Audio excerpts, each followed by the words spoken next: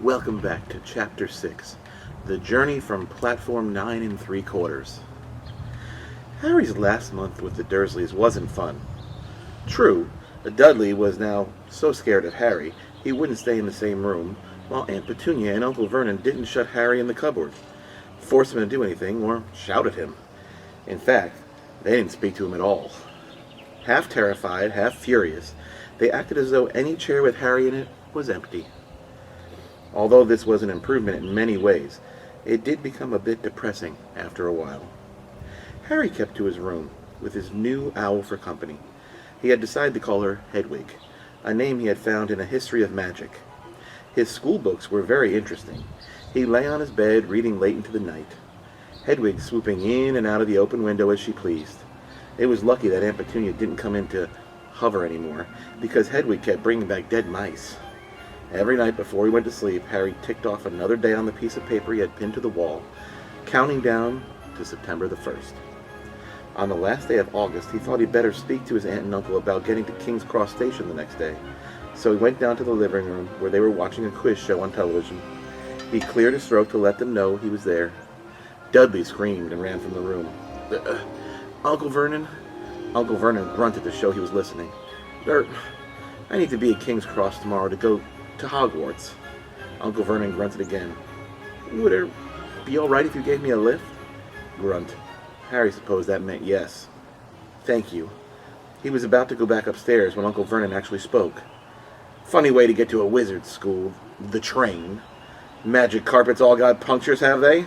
Harry didn't say anything. Where is this school anyway? I don't know, said Harry, realizing this for the first time. He pulled the ticket Hagrid had given him out of his pocket. I just take the train from platform 9 3/4 at 11 o'clock, he said. His aunt and uncle stared. Platform what? 9 3/4. Oh, don't talk rubbish, said Uncle Vernon.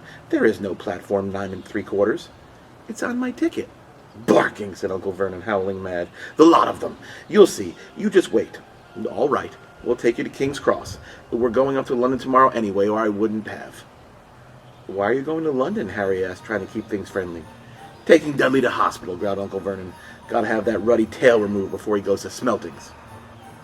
Harry woke at 5 o'clock the next morning and was too excited and nervous to go back to sleep. He got up and pulled on his jeans because he didn't want to walk into the station in his wizard's robes. He'd change on the train. He checked his Hogwarts list yet again to make sure he had everything he needed, saw that Hedwig was shut safely in her cage, and then paced the room waiting for the Dursleys to get up. 2 hours later, Harry's huge, heavy trunk had been loaded into the Dursleys' car. Aunt Petunia had talked Dudley into sitting next to Harry, and they had set off. They reached King's Cross at exactly 10:30. Uncle Vernon dumped Harry's trunk onto a trolley and wheeled it into the station for him. Harry thought this was strangely kind until Uncle Vernon stopped dead, facing the platforms with a nasty grin on his face. Well, there you are, boy. Platform 9, Platform 10. Your platform should be somewhere in the middle. But they don't seem to have built it yet, have they? He was right, of course. There was a big plastic number 9 over one platform, and a big plastic number 10 over the one next to it. And in the middle, nothing at all. Have a good term, said Uncle Vernon, with an even nastier smile. He left without another word. Harry turned and saw the Dursleys drive away. All three of them were laughing. Harry's mouth went rather dry. What on earth was he going to do? He was starting to attract a lot of funny looks because of Hedwig. He'd have to ask someone. He stopped a passing guard, but he didn't mention platform 9 3/4. The guard had never heard of Hogwarts, and Harry couldn't even tell him what part of the country it was in. He started to get annoyed, as though Harry was being stupid on purpose. Getting desperate, Harry asked for the train that left at 11 o'clock, but the guard said there wasn't one. In the end, the guard strode away, muttering about time wasters. Harry was now trying hard not to panic. According to the large clock over the arrivals board, he had 10 minutes left to get on the train to Hogwarts. He had no idea how to do it. He was stranded in the middle of a station, with a trunk he could hardly lift, a pocket full of wizard money, and a large owl. Hagrid must have forgotten to tell him something you had to do, like tapping the third brick on the left to get into Diagon Alley. He wondered if he should get out his wand and start tapping the ticket box between platforms 9 and 10.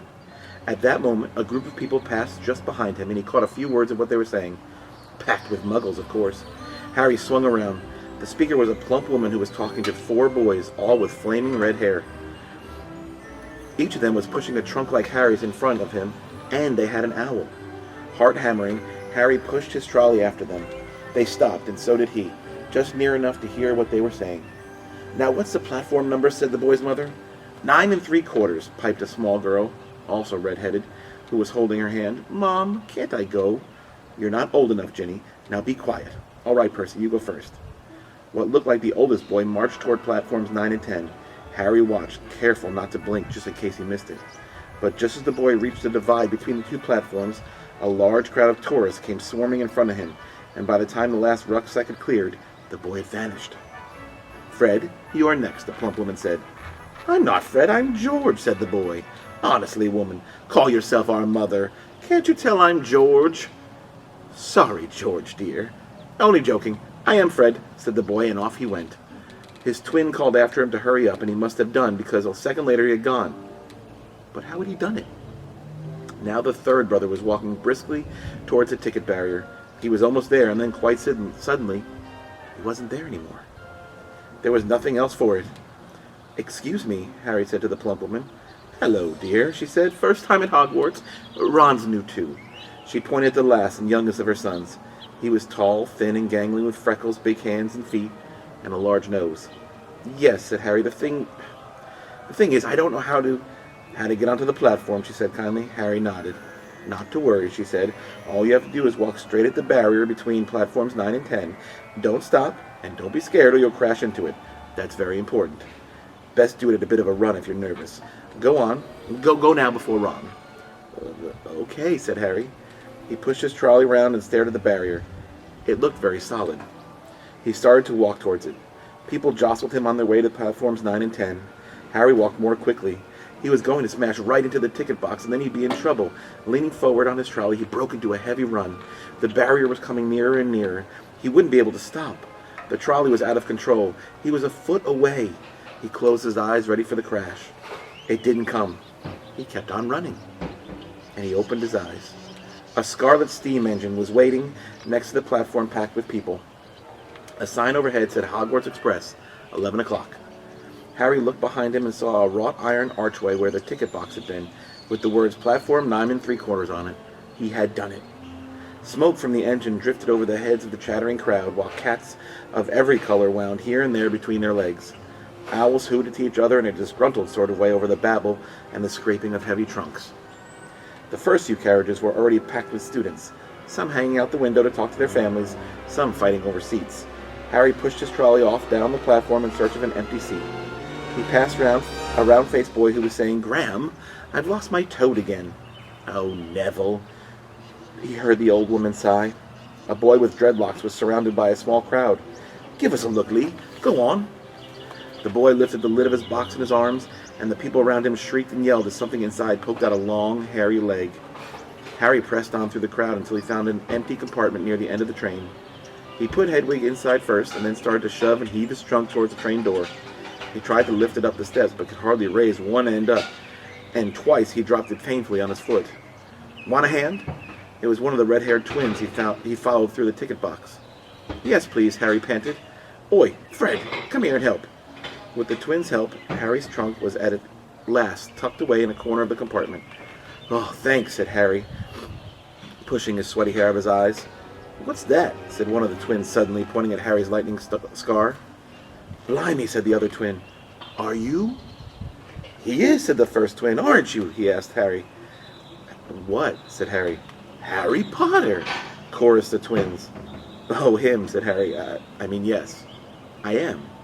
The two twins gawped at him, and Harry felt himself going red. Then, to his relief, a voice came floating in through the train's open doors. "Fred, George, are you there?" "Coming, Mum." With a last look at Harry, the twins hopped off the train.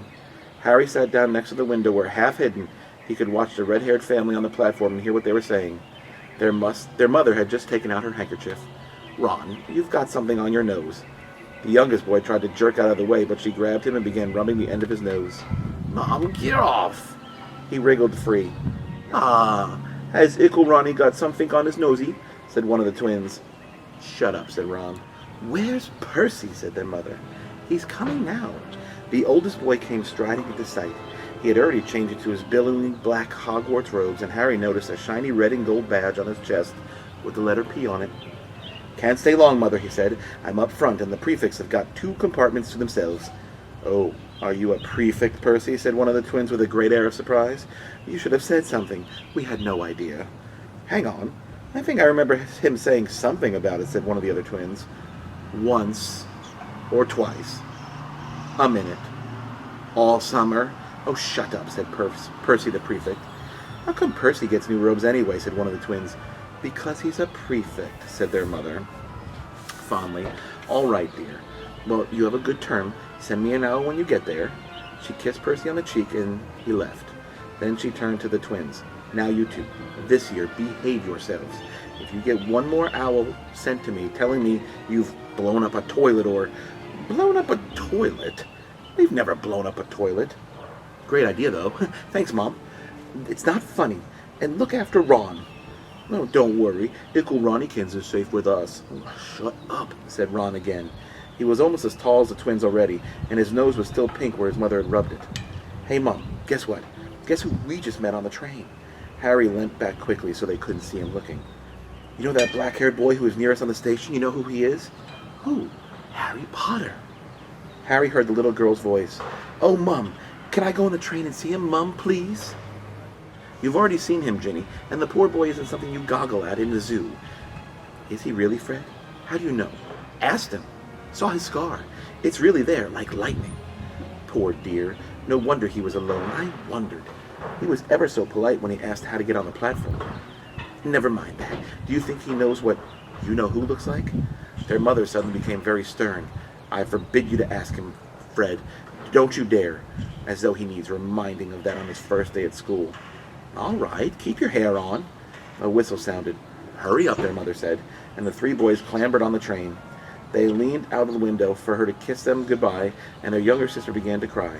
"Oh, don't, Ginny. We'll send you loads of owls. We'll send you a Hogwarts toilet seat." "George!" "Only joking, Mom." The train began to move. Harry saw the boy's mother waving and their sisters half laughing, half crying, running to keep up with the train until it gathered too much speed. Then she fell back and waved. Harry watched the girl and her mother disappear as the train rounded the corner. Houses flashed past the window. Harry felt a great leap of excitement. He didn't know where he was going to, but it had to be better than what he was leaving behind.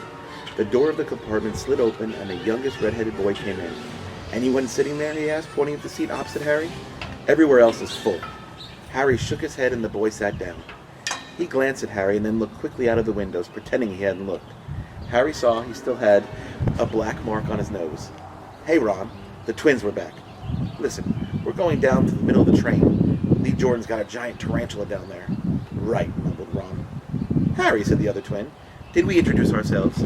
Fred and George Weasley, and this is Ron, our brother." "See you later, then." "Bye," said Harry and Ron.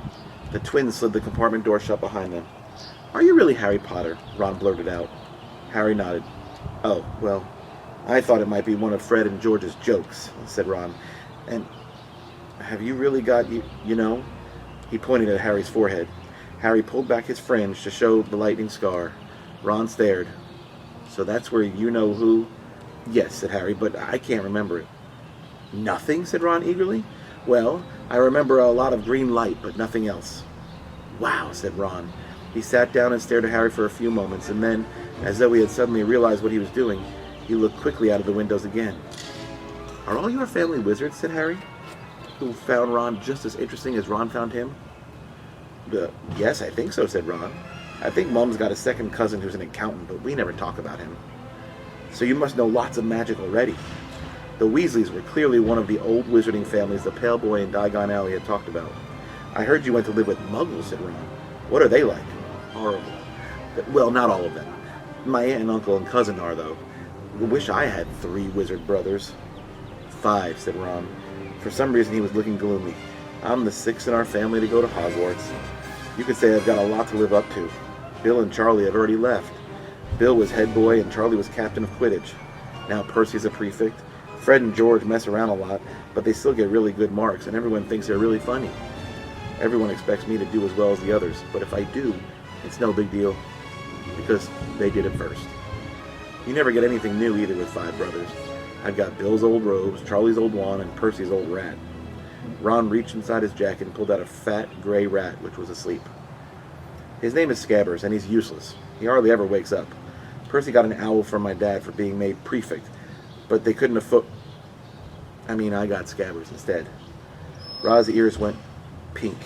He seemed to think he'd said too much, because he went back to staring out the window. Harry didn't think there was anything wrong with not being able to afford an owl.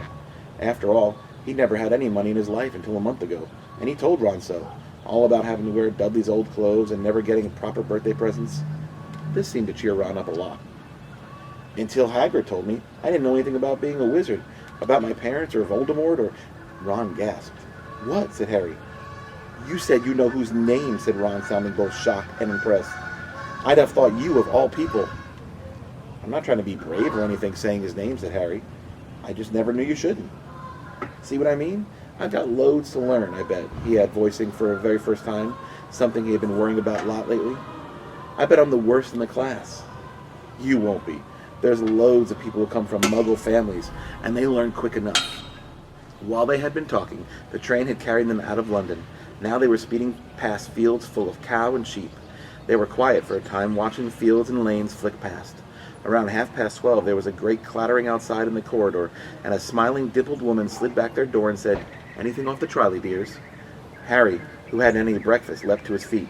But Ron's ears went pink again, and he muttered that he had brought sandwiches. Harry went out into the corridor. He had never had any money for sweets with the Dursleys, and now that he had the pockets rattling with gold and silver, he was ready to buy as many Mars bars as he could carry. But the woman didn't have Mars bars. What she did have were Bertie Bott's every flavor beans, Drubal's best blowing gum, chocolate frogs, pumpkin pasties, cauldron cakes, licorice wands, and a number of other strange things Harry had never seen in his life. Not wanting to miss anything, he got something of everything and paid the woman 11 sickles and 7 bronze newts. Ron stared as Harry brought it all back into the compartment and tipped it onto an empty seat. Hungry, are you? Starving, said Harry, taking a large bite out of a pumpkin pasty. Ron had taken out a lumpy package and unwrapped it. There were 4 sandwiches in there. He pulled one of them apart and said, She always forgets I don't like corned beef. Swap you for one of those, said Harry. Go on. You don't want this. It's all dry, said Ron. She hasn't quite got much time, he added quickly. You know, with 5 of us. Go on, have a pasty, said Harry, who had never had anything to share with before, or indeed anyone to share it with. It was a nice feeling, sitting there with Ron, eating their way through all Harry's pasties and cakes. The sandwiches lay forgotten. What are these? Harry asked Ron, holding up a pack of chocolate frogs. They're not really frogs, are they? He was starting to feel that nothing would surprise him. No, said Ron, but see what the card is. I'm missing a gripper. What? Oh, of course you wouldn't know. The chocolate frogs have cards inside them. You know, to collect. Famous witches and wizards. I've got about 500, but I haven't gotten me Agrippa or Ptolemy. Harry unwrapped his chocolate frog and picked up the card. Showed a man's face. He wore half-moon glasses, had a long crooked nose, flowing silver hair, a beard, and a mustache. Underneath the picture was the name Albus Dumbledore. So this is Dumbledore, said Harry. Don't tell me you've never heard of Dumbledore, said Ron. Can I have a frog? I might get Agrippa. Thanks. Harry turned over his card and read, Albus Dumbledore, currently headmaster of Hogwarts, considered by many the greatest wizard of modern times. Professor Dumbledore is particularly famous for his defeat of the dark wizard Grindelwald in 1945, for the discovery of the 12 uses of dragon's blood, and his work on alchemy, with his partner, Nicholas Flamel. Professor Dumbledore enjoys chamber music and 10-pin bowling. Harry turned the card over and saw to his astonishment that Dumbledore's face had disappeared. He's gone. Well, you can't expect him to hang around all day, said Ron. He'll be back. No, I've got Morgana again, and I've got about 6 of her. Do you want it? You can start collecting. Ron's eyes strayed to the pile of chocolate frogs waiting to be unwrapped. Help yourself, said Harry. But, and you know the Muggle world, people just stay and put in photos. Do they? What, they don't move at all? Ron sounded amazed. Weird. Harry stared as Dumbledore sidled back into the picture on his card and gave him a small smile. Ron was more interested in eating the frogs than looking at the famous witches and wizards' cards, but Harry couldn't keep his eyes off them. Soon he had not only Dumbledore and Morgana, but Hengist of Woodcough, Albrecht Grunning, Circe Pericles, and Merlin. He finally tore his eyes away from the Druidess, Cleodana, who was scratching her nose to open a bag of Bertie Bott's every flavor beans. You want to be careful with those, Ron warned Harry. When they say every flavor, they mean every flavor. You know, you get all the ordinary ones like chocolate and peppermint and marmalade, but then you get spinach, liver, and tripe. George reckons he had a boogie-flavored one once. Ron picked up a green bean, looked at it carefully, and bit into a corner. Ugh! See? Sprouts. They had a good time eating every flavored beans. Harry got toast, coconut, baked beans, strawberry, curry, grass, coffee, sardine, and was even brave enough to nibble the end of a funny gray one Ron wouldn't touch, which turned out to be pepper. The countryside now, flying past the window, was becoming wilder. The neat fields had gone. Twisting rivers and dark green hills and woods were now all they saw. There was a knock on the door of their compartment, and the round-faced boy Harry had passed on the platform 9 3/4 came in. He looked tearful. "Sorry," he said, "but have you seen a toad at all?" When they shook their heads, he wailed, "I've lost him. They keep getting away from me." "He'll turn up," said Harry. "Yeah," said the boy miserably. "Well, if you see him." He left. "Don't know why he's so bothered," said Ron. "If I brought a toad, I'd lose it as quick as I could. Mind you, I bought Scabbers, so I can't talk." The rat was still snoozing on Ron's lap. "He might have died, and you wouldn't even know the difference," said Ron in disgust. "I tried to turn him yellow yesterday to make him more interesting, but the spell didn't work. I'll show you. Look." He rummaged around in his trunk and pulled out a very battered-looking wand. It was chipped in places, and something white was glinting on the end. Unicorn hairs nearly poking out. Anyway, he had just raised his wand when the compartment door slid open again. The toadless boy was back, but this time he had a girl with him. She was already wearing her new Hogwarts robes. "Has anyone seen a toad?" "Neville's lost one," she said. She had a bossy sort of voice.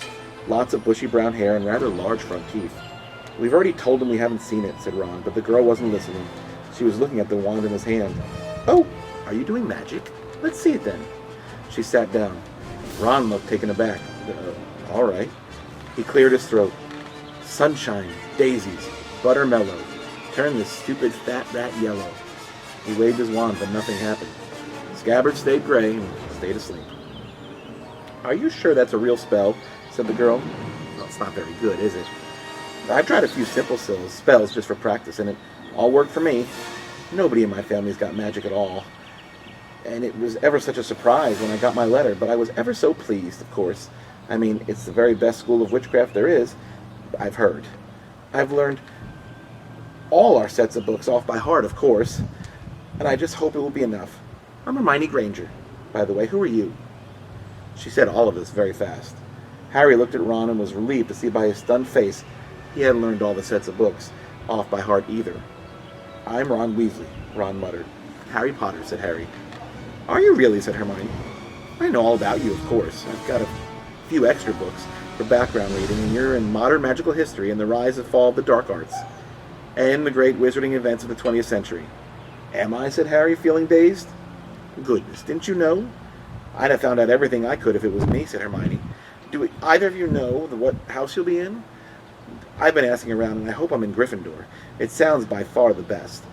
I hear Dumbledore himself was one, but I suppose Ravenclaw wouldn't be too bad. Anyway, we better go and look for Neville's toad. You two had better change, you know. I suspect we'll be there soon." And she left, taking the toadless boy with her. "Whatever house I'm in, I hope she's not in it," said Ron. He threw his wand back into the trunk. "Stupid spell. George gave it to me. Bet he knew it was a dud." "What house are your brothers in?" asked Harry. "Gryffindor," said Ron. Gloom seemed to be settling on him again. "Mom and Dad were in it too. I don't know what they'll say if I'm not. I don't suppose Ravenclaw would be too bad, but imagine if they put me in Slytherin. That's the house you know who was in." "Yeah," said Ron. He flopped back onto his seat, looking depressed. "You know, I think the ends of Scabbard's whiskers are a bit lighter," said Harry, trying to take Ron's mind off of houses. "So what do your oldest brothers do now that they've left anyway?" Harry was wondering what a wizard did once he finished school. "Charlie's in Romania studying dragons, and Bill's in Africa doing something for Gringotts," said Ron. "Did you hear about Gringotts? It's been all over the Daily Prophet, but I don't suppose you get that with the Muggles. Someone tried to rob a high-security vault." Harry stared.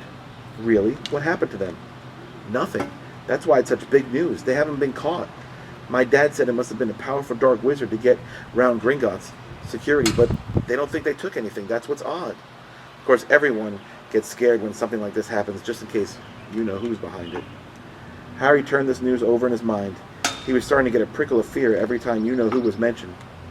He supposed this was all part of entering the magical world, but it had been a lot more comfortable saying Voldemort without worrying.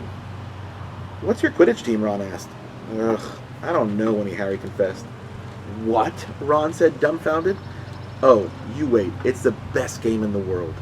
And he was off, explaining all about the 4 balls and the positions of 7 players, describing famous games he'd seen and been to with his brothers, and the broomstick he'd like to get if he had the money. He was just taking Harry through the finer points of the game when the compartment door slid open yet again. But it wasn't Neville the Toadless Boy or Hermione Granger this time. 3 boys entered, and Harry recognized the middle one at once. It was the pale boy from Madame Malkin's robe shop. He was looking at Harry with a lot more interest than he'd shown back in Diagon Alley. "Is it true," he said. "They're saying all down the train that Harry Potter's in this compartment. So it's you, is it?" "Yes," said Harry. He was looking at the other boys. Both of them were thick-set and extremely mean. Standing on either side of the pale boy, they looked like bodyguards. "Oh, this is Crabbe and this is Goyle," said the pale boy carelessly, noticing when Harry was looking. "And my name is Malfoy. Draco Malfoy." Ron gave a slight cough, which might have been holding back a snicker. Draco Malfoy looked at him. "Think my name's funny, do you? Do we need to ask who you are?" "No, we do not. My father told me all the Weasleys have red hair, freckles, and more children than they can afford." He turned back to Harry. "You'll soon find some wizarding families are better than others, Potter. You don't want to go making friends with the wrong sort. I can help you there." He held out his hand to shake Harry's, but Harry didn't take it. "I think I can tell who the wrong sort are for myself, thanks," he said coolly. Draco Malfoy didn't go red, but a pink tinge appeared on his cheeks. "I'd be careful if I were you, Potter," he said slowly. "Unless you're a bit politer, you'll go the same way as your parents. They didn't know what was good for them either. You hang around with riffraff like the Weasleys and that Hagrid, and it'll rub off on you." Both Harry and Ron stood up. Ron's face was as red as his hair. "Say that again," he said. "Oh, well, you're going to fight us, are you?" Malfoy sneered. "Unless you get out now," said Harry, much more bravely than he felt, because Crabbe and Goyle were a lot bigger than him and Ron. "But we don't feel like leaving, do we, boys? We've eaten all our food, and you still have some." Goyle reached towards the chocolate frogs next to Ron, and Ron leapt forward. But before he so much as touched Goyle, Goyle let out a horrible yell. Scabbers the rat was hanging off his finger, sharp little teeth sunk deep into Goyle's knuckle. Crabbe and Malfoy backed away as Goyle swung Scabbers round and round, howling when Scabbers finally flew off and hit the window. All 3 of them disappeared at once. Perhaps they thought more rats were lurking among the sweets, or perhaps they heard footsteps, because a second later, Hermione Granger had come in. "What has been going on?" she said, looking at the sweets all over the floor, and Ron picking Scabbers up by his tail. "I think he's been knocked out," said Ron to Harry. He looked closer at Scabbers. "No, I don't believe it. He's gone back to sleep." So he had. "You've met Malfoy before?" Harry explained about their meeting in Diagon Alley. "I've heard of his family," said Ron darkly. "They were some of the first to come back to our side after you-know-who disappeared. Said they'd been bewitched. My dad doesn't believe it. He said Malfoy's father didn't need an excuse to go over the dark side." He turned to Hermione.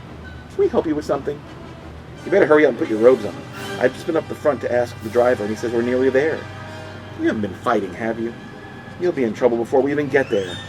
"Scabbers have been fighting, not us," said Ron, scowling at her. "Would you mind leaving while we change?" "All right. I only came here because people outside are behaving very childishly, racing up and down the corridors," said Hermione in a sniffy voice. "You've got dirt on your nose. By the way, did you know that?" Ron glared at her as she left. Harry peered out the window. It was getting dark. He could see mountains and forests under deep purple sky. The train did seem to be slowing down. He and Ron turned to click off their jackets and pulled on their long black robes. Ron's were a bit short for him, and you could see his trainers underneath them. A voice echoed through the train. "We will be reaching Hogwarts in 5 minutes' time. Please leave your luggage on the train. It will be taken to the school separately." Harry's stomach lurched with his nerves, and Ron, he saw, looked pale under his freckles. They crammed their pockets with the last of their sweets and joined the crowd thronging the corridor. The train slowed right down and finally stopped.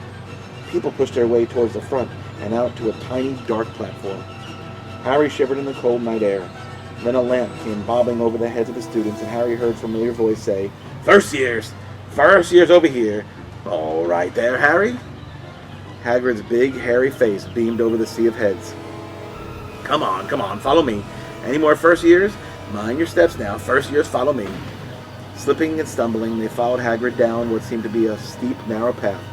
It was so dark either side of them that Harry thought there must be thick trees there. Nobody spoke much. Neville, the boy who kept losing his toad, sniffed once or twice. You'll get your first sights of Hogwarts in a second, Hagrid called over his shoulder. Just round this bend here. There was a loud ooh. The narrow path had opened suddenly to the edge of a great black lake. Perched atop a high mountain on the other side, the windows sparkling in the starry sky, was a vast castle with many turrets and towers. No more than 4 to a boat, Hagrid called, pointing to a fleet of little boats sitting in the water by the shore. Harry and Ron followed them into their boat and were followed by Neville and Hermione. Everyone in, shouted Hagrid, who had a boat to himself. Right then. Forward! And the fleet of little boats moved off all at once, glittering and gliding across a lake, which was as smooth as glass. Everyone was silent, staring up at the great castle overhead. It towered over them as they sailed nearer and nearer to the cliff on which it stood. Heads down, yelled Hagrid, as the first boats reached the cliff. They all bent their heads, and the little boats carried them through a curtain of ivy, which hid a wide opening in the cliff face. They were carried along a dark tunnel, which seemed to be taking them right underneath the castle until they reached a kind of underground harbor, where they clambered out onto the rocks and pebbles. Oi, you there! Is it your toad? Said Hagrid, who was checking the boats as people climbed out of them. Trevor! Cried Neville blissfully, holding out his hands. Then they clambered up a passageway in the rock after Hagrid's lamp, coming out at last onto a smooth, damp grass right in the shadow of the castle. They walked up a flight of stone steps and crowded around the huge oak front door. Everyone here? You there. Still got that toad? Hagrid raised a gigantic fist and knocked 3 times on the castle door. And that was Chapter 6 of Harry Potter and the Sorcerer's Stone. I hope you're being safe, and I hope you have a great night. Good night.